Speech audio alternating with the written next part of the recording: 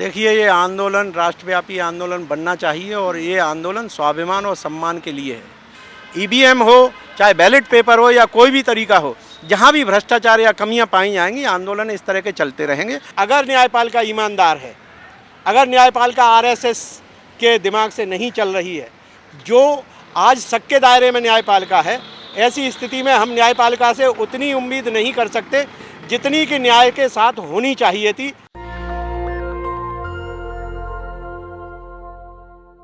स्वागत है आपका नेशन दस्तक में। मैं हूं आपके साथ फरीन सैफी। जिस तरह से ईवीएम में गड़बड़ी हो रही है, उसी को लेकर आंदोलन चलाया जा रहा है। कुछ लोगों की तरफ से आंदोलन चलाया जा रहा है। हमारे साथ एसएन गौतम सर हैं, उनसे पूछते हैं ये जो आंदोलन है वो कब तक चलता रहेगा और ये कितना सफल हो पाएगा। सर, ये जो आप आंदोलन चला रहे हैं, ठीक है, 80% जो जनसंख्या है देश की वो बहुजन है और सत्ता में दोबारा बीजेपी भी आ गई है। जब उन्हीं लोगों में जागरूक नहीं है, या फिर ये कह सकते हैं कि वो लोग भी बीजेपी को चाहते हैं, जब उन्हीं लोगों में जागरूकता नहीं है, तो आप कैसे अपने जो ये आंदोलन है इसको सफल बना पाएंगे?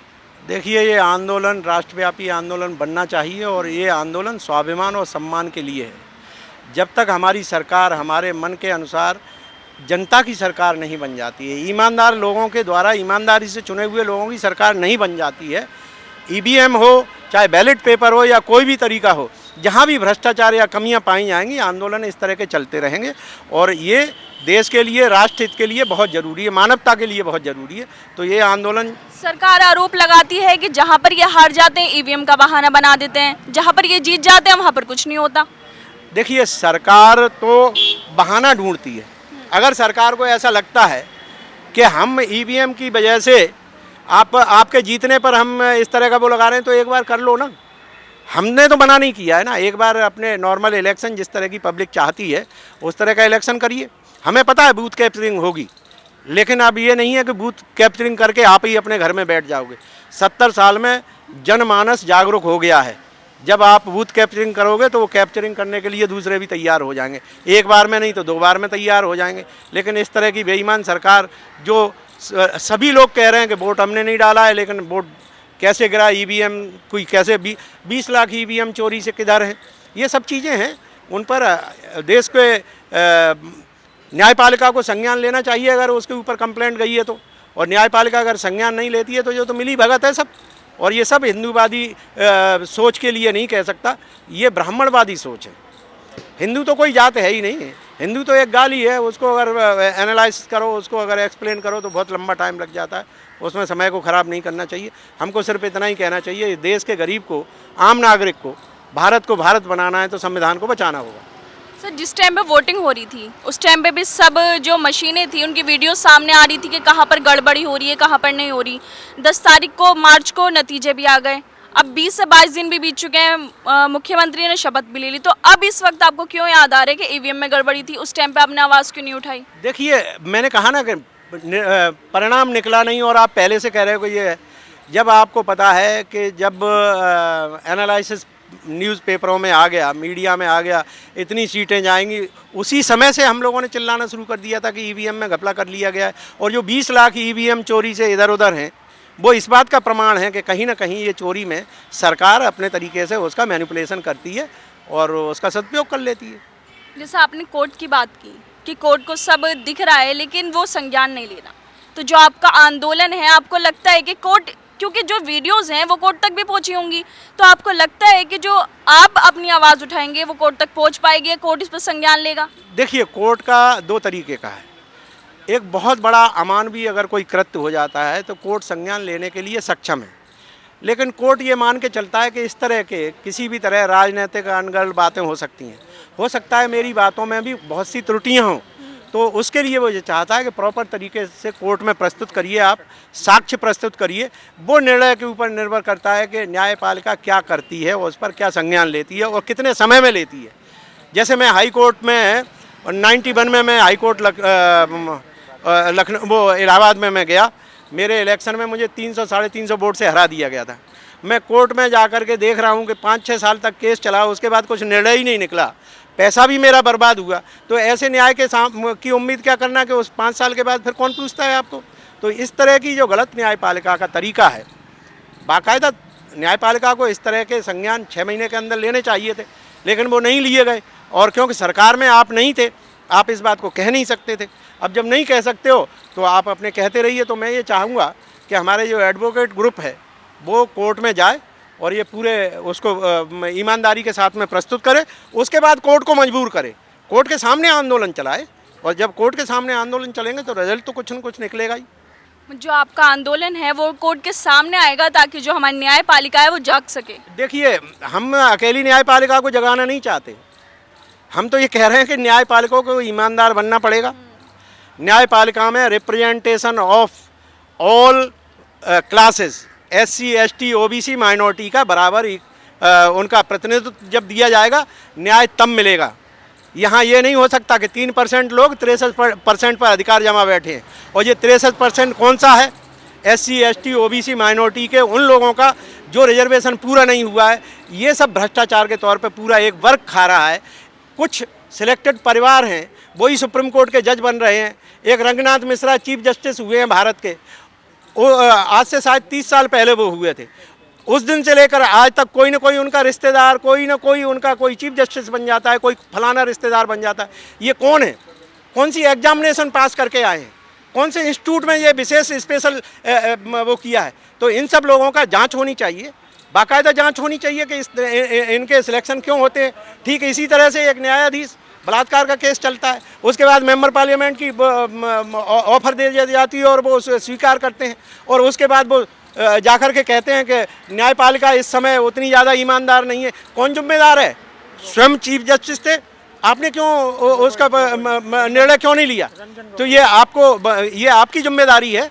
लेकिन लोग बाग सब बात को टाल जाते हैं और ये प्रदर्शित करते हैं कि हमसे बड़ा ईमानदार और शरीफ कोई आदमी नहीं है। जबकि इस देश को बर्बाद करने में, संविधान को बर्बाद करने में अगर किसी का सबसे बड़ा हाथ है तो हमारे इस देश की जुडिशरी सिस्टम है, हायर जुडिशरी सिस्टम, जिसमें न्याय के नाम पर टाइम, जो ईमानदारी का न्याय होता है। जैसे मैं एक बात आपको बताऊं, रिजर्वेशन के अगेंस्ट में एक न्याय आता है, तत्काल लागू हो जाता है, 1 महीना नहीं लगता है, और उसी जब न्याय को कैंसिल कर दिया जाता है, क्वेश कर दिया जाता है, उसके बाद उसे रिजोल्यूशन पास होने में, सरकार में जाने पर 10 साल लग जाते हैं और कोई एक्शन नहीं होता है।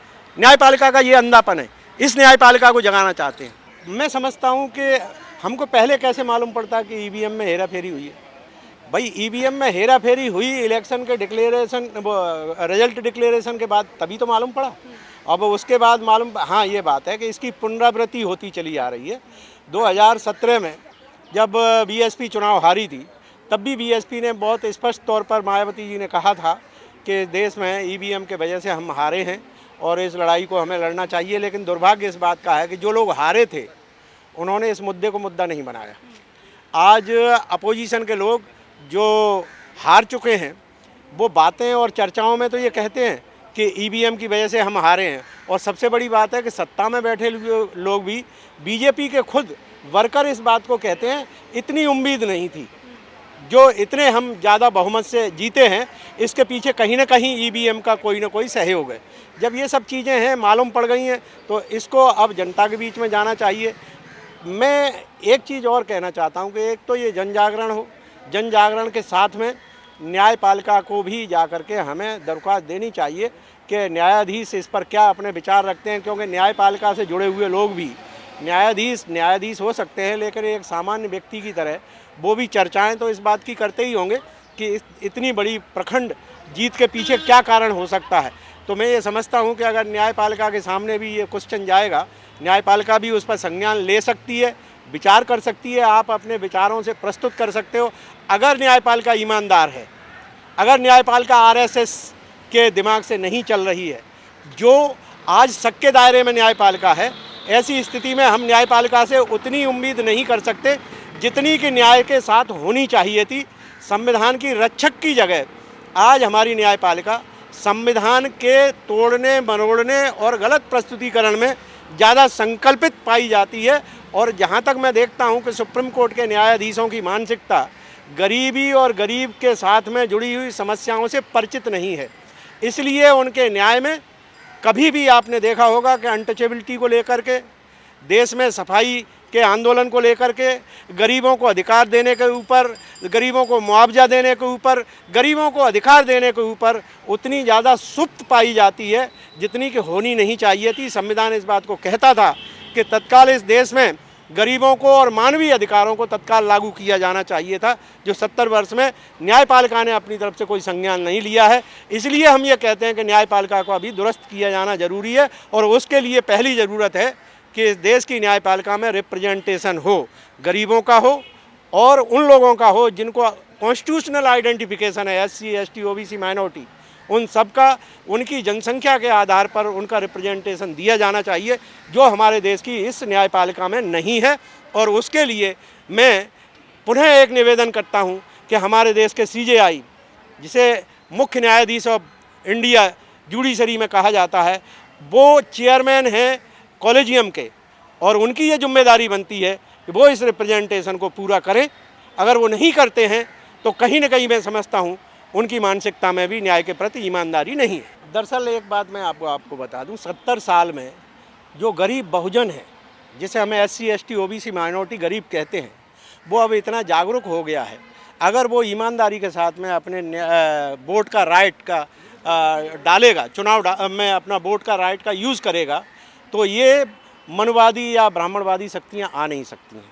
चाहे वो कांग्रेस हो, चाहे आम आदमी पार्टी हो, चाहे BJP हो, और चाहे कुछ ऐसी पार्टियां जो हम में अभी भी राजशाही तंत्र, परिवारवाद और जाने क्या क्या ला रहे हैं। ये लोग बिके हुए या कहीं ना कहीं भ्रष्टाचार में लिप्त होने के कारण अपनी आवाज़ को निकाल नहीं पा रहे हैं, और जुडिशरी के साथ में अन्य सभी हथियार जो सरकार के पास होते हैं, चाहे इनकम टैक्स हो, चाहे आपका एक दूसरा ED हो, या किसी भी तरह के करप्शन में इन लोगों को फंसा करके इनको जेल की हवा खिलाई जा सकती है, जिसका परिणाम देख रहे हैं कि आज लालू यादव जैसा कर्मठ नेता, मैं ईमानदार है या नहीं इस पर मैं कुछ नहीं कहूँगा, लेकिन इतना ज़रूर कहता हूँ कि जो बहुजन के लिए समर्पित सबसे ज़्यादा कर्मठ नेता माना गया है आज के दौर में, लालू यादव से बढ़कर कोई नहीं था। लेकिन आज उन्हें जेल की हवा इसलिए खानी पड़ रही है क्योंकि उनको जेल भेज करके भ्रष्टाचार के नाम पर एक काम आइडेंटिफिकेशन किया जाता है। जबकि मैं इस देश में बता दूं कि अगर भ्रष्टाचार का ईमानदारी से कैलकुलेशन किया जाए, अगर इंक्वायरी की जाए, तो भ्रष्ट यहाँ के 2 तरह के भ्रष्टाचार हैं। एक है मानसिक तौर पर और एक है आर्थिक तौर पर। तो आर्थिक तौर पर भ्रष्टाचार के लिए ऐसी मशीनरी है, ऐसे गुप्त तरीके हैं जो हमारे पास नहीं है, बहुजन को नहीं पता, कमेरे वर्ग को नहीं पता। वो पता है किसको? बिजनेसमैन को। वो पता है किसको?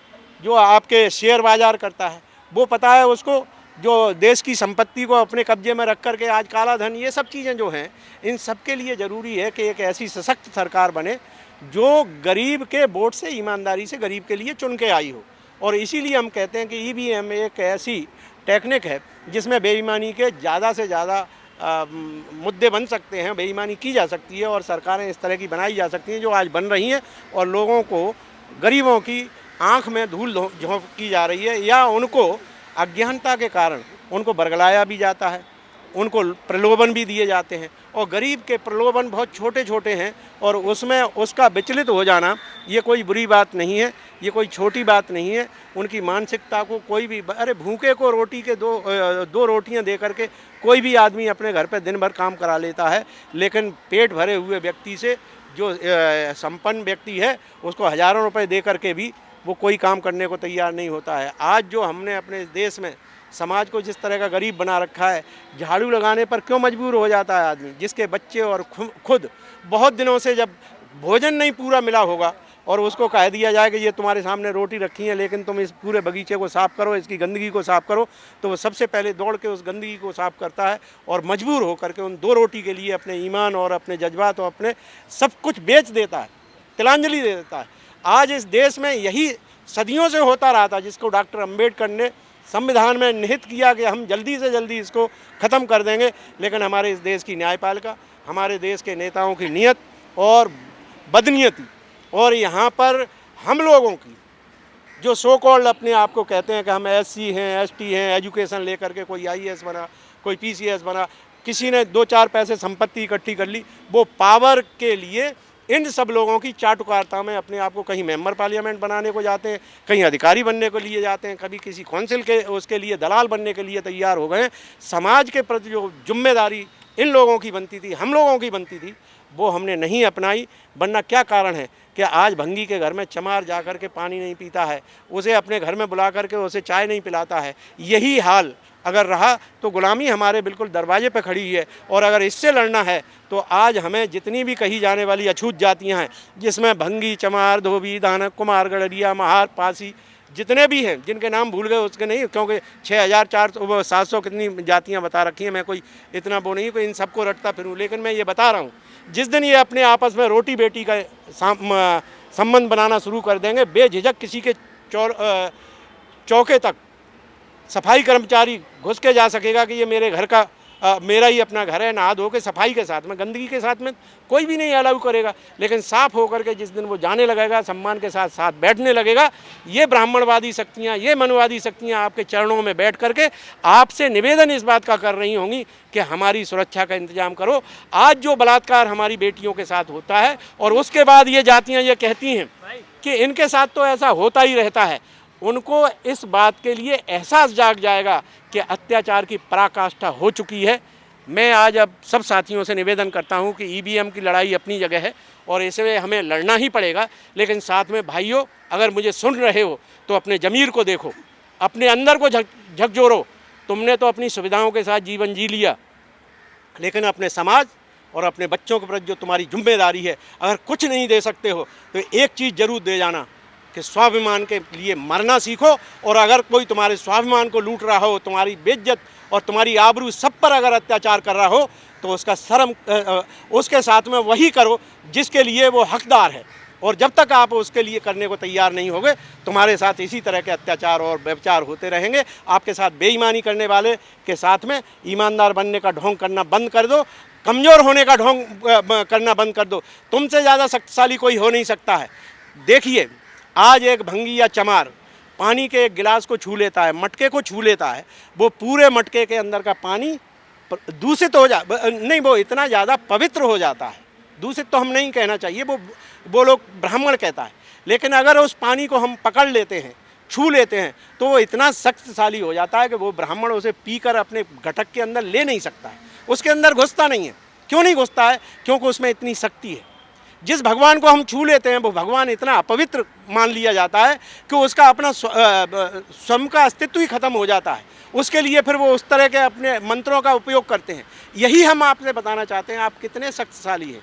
आपसे ज़्यादा शक्तिशाली इस संसार में कोई भी नहीं है। जितने अनटचेबल हैं उनके पास इतनी शक्ति है कि वो भगवान से लेकर के जिस चीज़ को भी छू लेते हैं, ब्राह्मणवादी शक्तियाँ उसे पचा नहीं पाती हैं, उसे स्वीकार नहीं कर पाती हैं। वो इतनी डर जाती हैं कि अब इसका अस्तित्व खत्म हो गया। और भगवान जब हमको छूता है तो स्वयं अपवित्र हो जाता है, मतलब हमारी शक्ति उसमें जाती है, उससे हमको कुछ नहीं मिलता है। ये लड़ाई को समझाना, हर मूर्ख से मूर्ख को ये समझा दो कि तू भगवान से ज़्यादा शक्तिशाली है, क्योंकि तू अछूत जिसने बनाया है, तू जिसको भी छू लेगा वो तेरे आत्मा के अनुसार तेरे जैसा हो जाता है। इसलिए तू आगे चल, तू संघर्ष में उतर।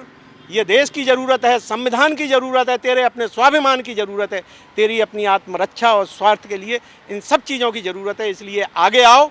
इस देश को अगर देश बनाना है, इस संविधान को अगर संविधान बना करके बचाना है, तो आपको कुर्बानी देने के लिए आगे आना पड़ेगा। आपका साथ कोई भी नहीं देगा। और जब कुर्बानियों की संख्या बढ़ जाएगी तो ये न्यायपालिका, ये कार्यपालिका, ये विधायिका आपके सामने उसी तरह से नतमस्तक होगी जो बाबा साहब डॉक्टर अंबेडकर ने कानपुर की एक सभा में कहा था कि जिस दिन आप संगठित हो जाओगे तो गोविंद वल्लभ पंत जैसे लोग आपके पैर के फीते बांधने में अपने आप को गौरवान्वित महसूस करेंगे। ये आप देख भी रहे हैं, आज बाबा साहब डॉक्टर अंबेडकर के चित्रों को लगाया जा रहा है। मैं इसके सहयोग ऐसे ठीक नहीं मानता हूँ। बाबा साहब डॉक्टर अंबेडकर के चित्रों को लगा करके आपको फिर पोलराइज करने का प्रयत्न किया जा रहा है। केजरीवाल मानसिक तौर पर बहुत ही दूषित मानसिकता का व्यक्ति है। इसकी मानसिकता को हमें समझना चाहिए। और इस तरह के नेता, चाहे वो मोदी हों, चाहे कोई भी हो, जो हमसे घृणा करते हैं, वो डायरेक्ट और इनडायरेक्ट वे में इस तरह का प्रदर्शन करते हैं कि वो हमें बहुत प्यार करते हैं। और इससे हमें सजग होना चाहिए। धन्यवाद। तो ये थे हमारे साथ एसएन गौतम जिन्होंने बताया कि किस तरह से ईवीएम में गड़बड़ी की जाती है और किस तरह से हम लोगों को ज़रूरत है कि न्यायपालिका को जगा सके, क्योंकि जब देश में न्याय ही नहीं बचेगा तो जो लोगों की उम्मीद है वो टूट जाएगी। मैं फरीन सैफी, कैमरामैन आशीष के साथ नेशन दस्तक के लिए। नेशनल दस्तक की आपसे गुजारिश है कि अगर इसको बचाना चाहते हैं तो नेशनल दस्तक को सब्सक्राइब करने के लिए रेड कलर के सब्सक्राइब बटन को दबाएं, फिर बेल आइकन की घंटी दबाएं। नेशनल दस्तक को बचाने के लिए बहुत जरूरी है कि हर खबर को शेयर करें, लाइक करें, कमेंट जरूर करें।